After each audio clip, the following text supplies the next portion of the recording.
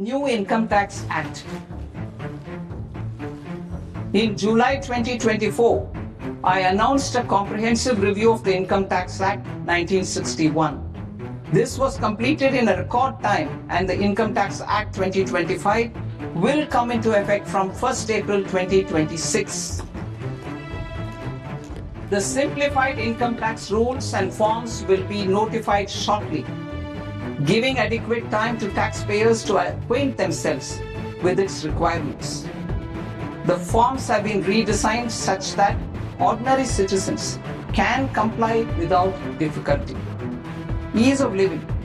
I propose that any interest awarded by the Motor Accident Claims Tribunal to a natural person will be exempt from income tax, and any TDS on this account will be done away with.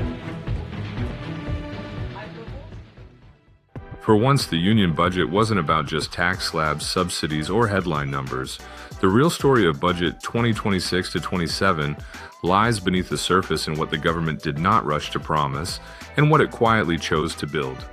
Presented on a Sunday and marking Finance Minister Nirmala Sitharaman's 9th consecutive budget, this document felt less like a political speech and more like a long-term strategy note.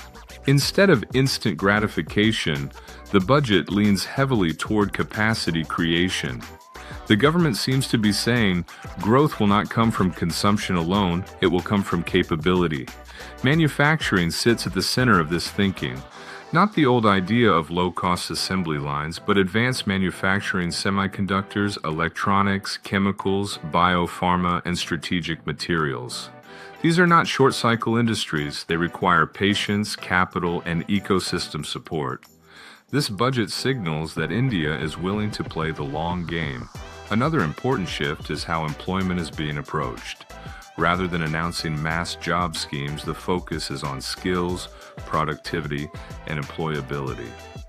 The assumption is clear jobs will follow if industry grows, and industry will grow only if the workforce is future-ready. MSMEs are treated not as fragile units needing constant support, but as scalable businesses.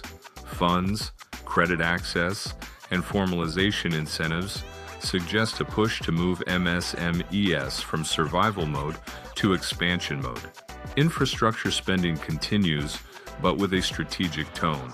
Roads, railways, logistics corridors, and industrial parks are not just about construction activity. They are about reducing friction in the economy and improving efficiency. What's interesting is what this budget avoids.